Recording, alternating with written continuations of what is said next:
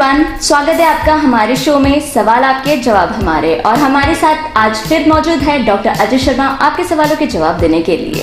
Hello sir, we welcome you in our show सवाल आपके और जवाब हमारे। सर, हमारा क्वेश्चन है, as we know that in Saint Joseph high tech Gurukul students studies from tablet, so we want to know that what is the effect of tablet on the eyes of the students.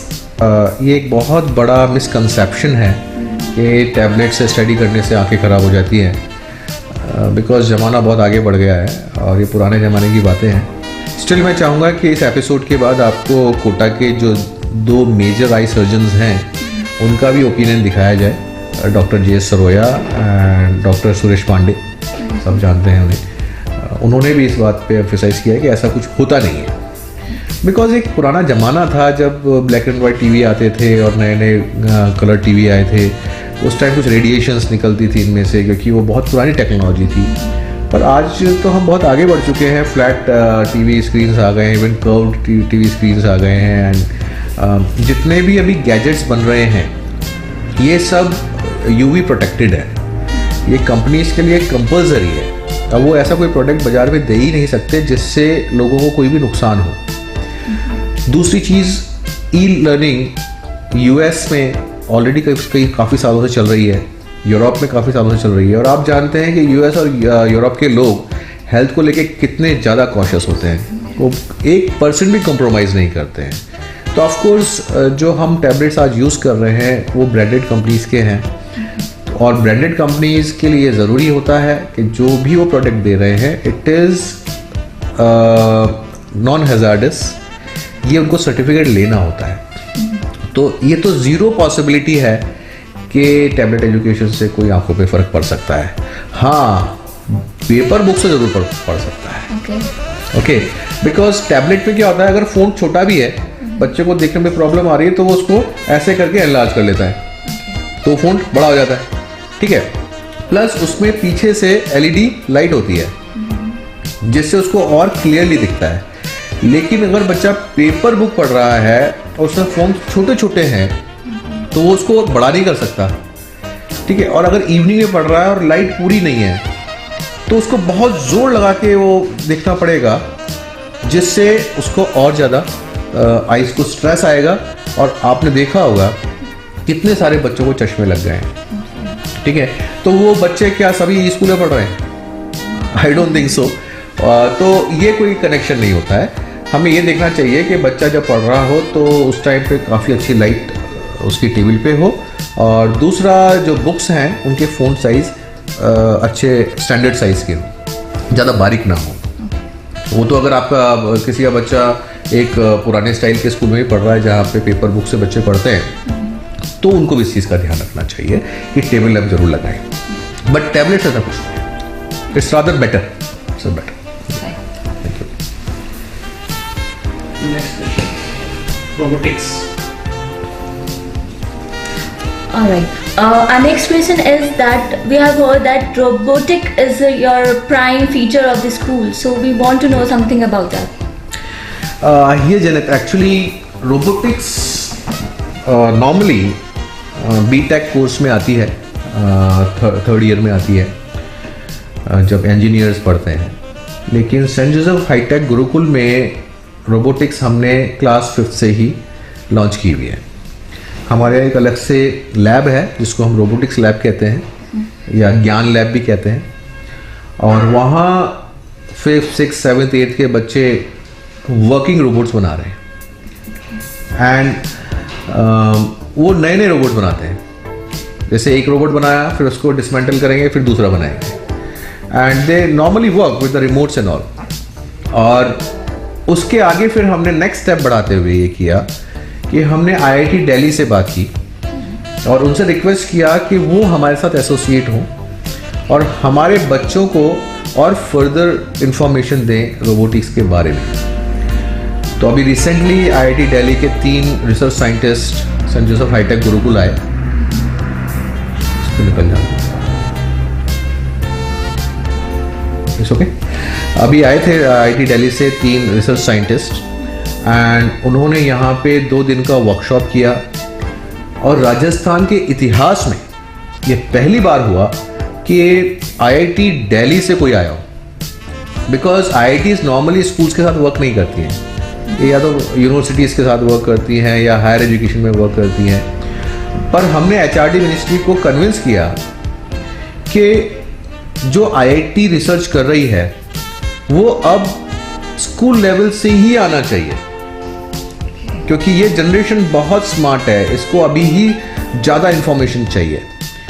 तो finally IIT Delhi convince हुई और उन्होंने यहाँ पे अपने scientist भेजे और 75 बच्चों ने पार्टिसिपेट किया इस रोबोटिक्स वर्कशॉप में, एंड उसमें से 20 स्टूडेंट्स उन्होंने सेलेक्ट किए हैं और जो अब अप्रैल में IIT दिल्ली कैंपस में जाएंगे, वहीं रहेंगे और वहाँ पे फर्दर रिसर्च करेंगे in association with the professors of IIT and students of IIT। अब इससे दो फायदे हो गए।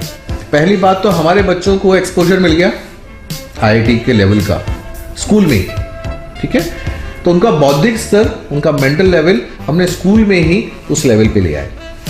दूसरा इसका फायदा ये हुआ है कि आप सोचिए 10th के बाद जब बच्चा सब्जेक्ट चूज करता है तो उसको कहता है चलो जी मैं कॉमर्स ले लेता हूँ, ठीक है, लेकिन 10th में ना तो उसने अकाउंटेंसी देखी है, ना इकोनॉमिक्स देखी है, ना बिजनेस स्टडीज देखी है। वो बेचारा पता नहीं किस तरह से कॉमर्स चूज कर रहा है, उसको यही नहीं मालूम आगे मेरे को पढ़ना क्या है। ऐसे ही आपने देखा होगा कोटा में कई लाख बच्चे,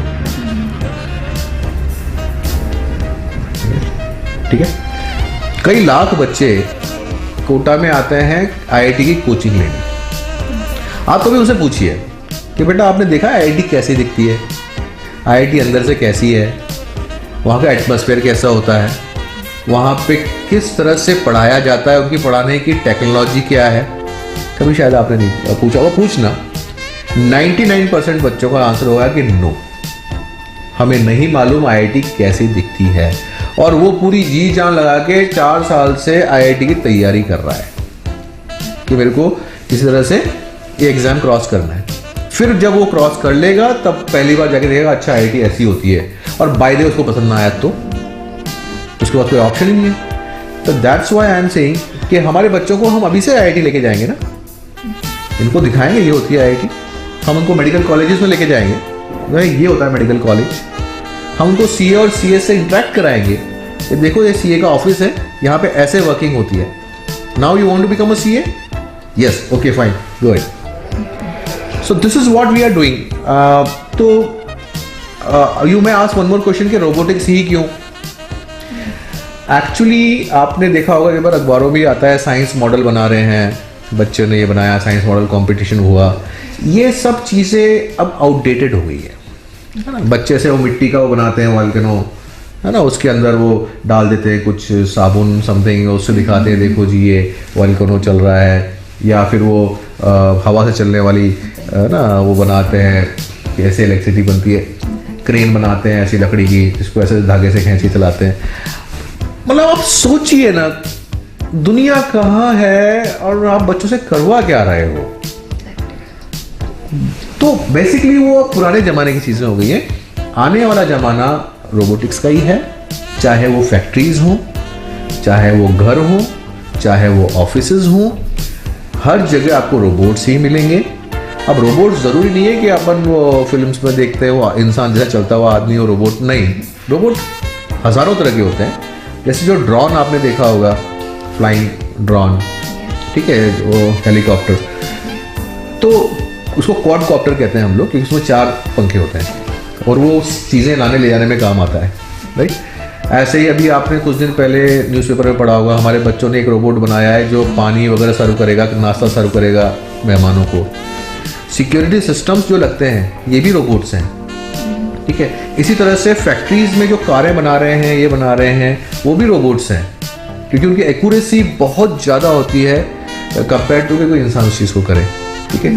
आजकल मैक्सिमम ऑपरेशंस हाईटेक हॉस्पिटल्स में रोबोट्स कर रहे हैं, क्योंकि उनकी इंसर्जन देने की जो एबिलिटी है वो एक इंसान से कई 100 गुना ज़्यादा एक्यूरेट होती है, राइट। तो आज ऑलरेडी है और आने वाले ज़माने में देखिएगा कि हमारे आसपास रोबोट्स ही रोबोट्स होंगे, डिफरेंट शेप्स में, ठीक है। तो बेसिकली अब अगर हम देख रहे हैं कि आने वाला जमाना रोबोट्स का है, तो फिर हमारे बच्चों को हम उसमें आज ही से एक्सपर्ट करें. That's why I am emphasizing more on robotics, and we are in touch with IIT Delhi, with BITS Pilani, with Manipal University, with Microsoft, with Intel. World की जो बेस्ट इंस्टीट्यूशंस हैं उनसे हम ऑलरेडी टच में हैं, और मेरे बच्चों को मैं उनसे रूबरू करा रहा हूँ. अभी कुछ दिन पहले बिट्स पिलानी से भी एक्सपर्ट्स आए थे, वो बच्चों से मिलके गए हैं.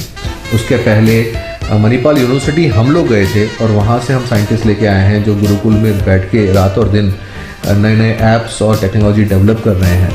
तो it is a different world जाने को. ये आई थिंक जब तक आप खुद आके देखोगे नहीं ना, आपके लिए समझना थोड़ा मुश्किल है, क्योंकि ये एक अलग दुनिया है. और ऑफ कोर्स सुबह 1 घंटा गुरुकुल इज कंपलसरी, हर बच्चे के लिए कंपलसरी है गुरुकुल. 1 घंटा हम योग करते हैं, ध्यान करते हैं, कंसंट्रेशन अपना बढ़ाते हैं, डिसिप्लिन बढ़ाते हैं, और एक मॉरल स्टोरी रोज बच्चों को बताई जाती है. जैसे for example, why your parents are living gods. आपको उनकी सेवा क्यों करनी चाहिए? पेरेंट्स ने आपके लिए ऐसा क्या किया जिसके लिए आप पूरी ज़िंदगी उनके ऋणी रहोगे, आपके ऊपर उधार रहेगा उनका, जो उनकी सेवा करके आप बता सकते हैं. ऐसी बातें सुबह 1 घंटा हम लोग करते हैं, और उसके बाद फिर पूरा दिन अमेरिका के लेवल पे मेरे बच्चे स्टडीज़ करते हैं. क्योंकि अब ज़माना वो क्लरिकल लिखने का नहीं रहा, अब ज़माना है नॉलेज का. और नॉलेज तभी मिलेगी जब आपको एक्सप्लेन करने के लिए टाइम मिले.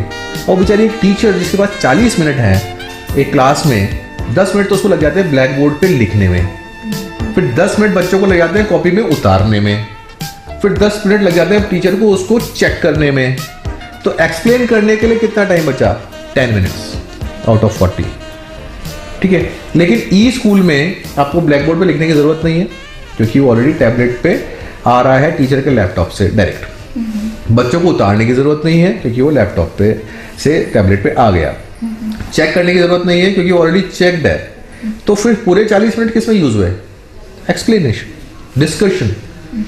आपने नॉर्मल क्लासरूम में देखा होगा, बस टीचर बोलती रहती है, बोलता रहता है, बोलती रहती है. ठीक है. और एंड में पूछती है, हैव यू अंडरस्टूड? सब बच्चे एक साथ भीड़े बोलते हैं, यस मैम. अब इस यस मैम में बेचारा कोई 2 बच्चे शर्म से अगर चुपचाप बैठे हैं, नहीं पूछ पाए, तो उनका तो नॉलेज अधूरा रह गया. ठीक है. लेकिन एक्चुअल स्टडी होनी चाहिए जब 2 वे इंटरेक्शन. टीचर ने पढ़ाया, बच्चों ने अपनी प्रॉब्लम्स बोली, फिर टीचर ने एक्सप्लेन किया, फिर बच्चों ने कुछ बोला. ऐसे नॉलेज आती है. तो हम लोग अब टोटली फोकस कर दें एक्सप्लेनेशन एंड लर्निंग पे. इंस्टेंट ये उतारा, ये पढ़ा, ये चेक किया, इसमें गलती रह गई, टीचर ने टिक लगा दिया, गलती रह गई, बच्चे ने गलत पढ़ लिया. पर आप देखिए ना कितना क्लमजी है सब कुछ. So all these things are being changed now, and the world is changed. So I will of course invite everybody to visit St. Joseph High Tech Gurukul at Ranpur, और अपनी आंखों से देखें कि जो मैं कह रहा हूँ वो कितना सच है. बच्चों की आंखों में किसी भी प्रकार का नुकसान होना संभव नहीं है, क्योंकि टैबलेट में हाई स्क्रीन रेजोल्यूशन और फास्टर रिफ्रेश रेट होती है, जिसके कारण आंखों पर दुष्प्रभाव नहीं के बराबर होता है. और इसके साथ साथ ही जो बच्चे अगर लंबे समय तक टैबलेट यूज करते हैं, तो वो बीच में 20 सेकंड के लिए अपनी आंखों को विश्राम दे सकते हैं, और साथ ही साथ आंखों में पामिंग और एक्सरसाइज कर सकते हैं, जिससे कि आंखों को विश्राम मिल सकता है. तो आजकल जो लेटेस्ट डिजाइन के टैबलेट्स आ रहे हैं, जिसमें स्क्रीन काफ़ी सुपीरियर क्वालिटी की है, उस पर आंखों को किसी भी प्रकार का दुष्प्रभाव होना संभव नहीं है. So one more thing I wanted to ask, which is clicking in my mind, that as you told कि student and teachers interact करते हैं, so I wanted to know what about their writing skills. I totally agree with you, Janet. Writing habit चाहिए, उसके बिना नहीं चलेगा. लिखना तो आना चाहिए. लेकिन एक और क्वेश्चन अराइज होता है कि जब बच्चा ब्लैक बोर्ड से कॉपी कर रहा है, तो पहली बात तो टीचर का कितना ध्यान है कि उसकी हैंडराइटिंग कैसी है. कोई ध्यान नहीं. मेन तो यह है कि जो इन्फॉर्मेशन ब्लैक बोर्ड पे लिखी है उसको उतारना है, राइट. उसकी कर्सिव कैसी है, उसकी हैंडराइटिंग अच्छी है खराब है, उसको इम्प्रूव करना है, उस पर कितने टीचर बात करते हैं. कोई नहीं करता है, ठीक है। ई स्कूल कॉन्सेप्ट में हमारे पास सेपरेट राइटिंग पीरियड्स होते हैं, एक इंग्लिश का, एक हिंदी का। इंग्लिश राइटिंग पीरियड पे और हिंदी राइटिंग पीरियड पे हमारा जो फोकस होता है, जो राइटिंग टीचर होती है, उसका फोकस होता है कैलीग्राफी पे और कर्सिव पे, ठीक है। प्लस इस पे कि बच्चा सुंदर सुंदर हैंडराइटिंग में मोतियों की तरह लिख रहा है। फर्स्ट पीरियड में वो बच्चा 20 मिनट में एक पेज लिखता है, स्लोली हम कहते धीरे धीरे लिखो, लेकिन अच्छी सुंदर हैंडराइटिंग में लिखो, कर्सिव में लिखो, पूरा फोकस ही उस पे है हैंडराइटिंग में, राइट। और उस टीचर का जो साल भर का लेसन प्लान होता है, उसमें ये होता है कि मेरे को इस बच्चे को 20 मिनट से 5 मिनट पे लाना है, और at the same time fast writing, at the same time good handwriting, खराब भी नहीं होनी चाहिए। तो उसमें वो लोग क्या करती हैं कि आज हमने 20 मिनट में लिखा है, नेक्स्ट वीक तक हमें 15 मिनट्स पे आना है, एक पेज 15 मिनट्स में with good handwriting, right. Then we come to faster and faster. So good handwriting and fast. Hindi में we concentrate on barakhadi, we concentrate on matra, we concentrate on way of writing. तो अब आप बताइए दोनों कॉन्सेप्ट में better कौन सा है? एक वो जो पूरा ब्लैक बोर्ड भर गया, बच्चा फटाफट लिख रहा है, उसमें कैसे अच्छा लिख रहा है, खराब लिख रहा है, कोई नहीं देख रहा, वो वाली राइटिंग बेटर है, या ये राइटिंग बेटर है जिसमें बच्चे के पूरा कंसंट्रेशन हो रहा है कि उसकी हैंडराइटिंग इंप्रूव हो रही है, प्लस वो फास्ट लिख रहा है? आई थिंक सेकंड वाला ऑप्शन बेटर है, and that's what we are doing in the EP. So I think this question is addressed now. फिर मिलते हैं हमारे नेक्स्ट शो में, सवाल आपके और जवाब हमारे। Till then, have a wonderful day. Bye bye.